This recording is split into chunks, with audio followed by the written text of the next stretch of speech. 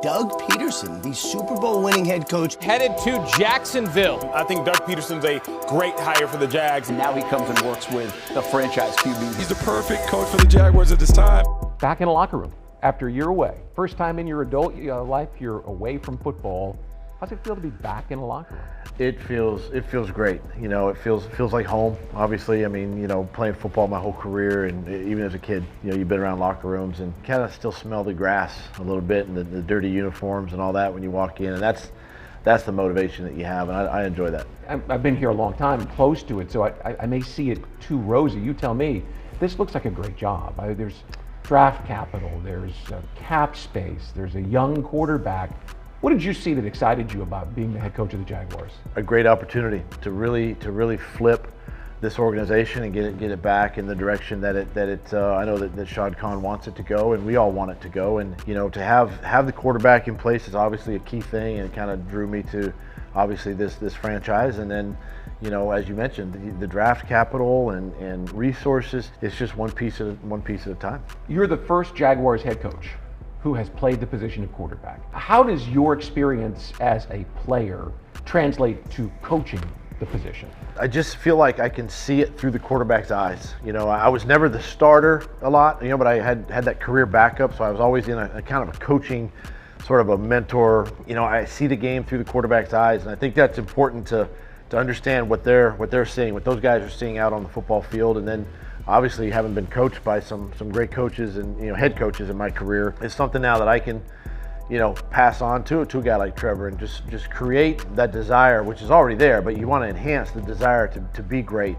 And he wants to be that way. I want that for him. And again, teams that have this position right are the ones that have had success in this league, and you know, Jacksonville has gotten it right. Hi, Jenny.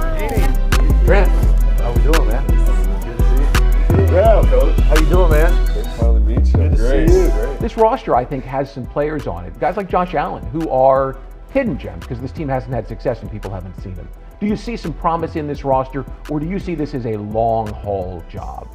No, I mean, to me, the guys like Josh Allen, you know, on this roster are those guys that are in the right spots, right positions to be successful. And this is the other thing that attracted me to this job, is the fact that these players are hungry to win, and that's all they want to do. They just want to play ball. These are kids that just want to be out there on the grass. They want to compete and win games, and that is a key recipe to the success in the National Football League, with teams that you see year in and year out, you know, vying for those postseason spots. So how do you balance the need to win now, right? The owner told the media in Jacksonville months ago now, you know, he didn't want a 5-year plan. He wanted to win.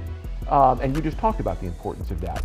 But you have to be future focused also. How do you balance that, Doug? It's a fine line. It's really a fine line. Listen, I want to win. I want to win tomorrow. You know, it's something that we get into this business to win football games. That's why we get hired, right? And really, that's the reason sometimes we get fired. We don't win enough games. But to me, the foundation's here, and now you just build upon that, right? With the coaching staff and with the front office, and obviously, again, as we talked with the quarterback, and you just start chipping away at it, and it's a methodical process. But then comes the day when everything kind of is that aha moment, and the light kind of turns on. And then when it does, that's a beautiful thing when that happens, because your team's united, and you start winning games.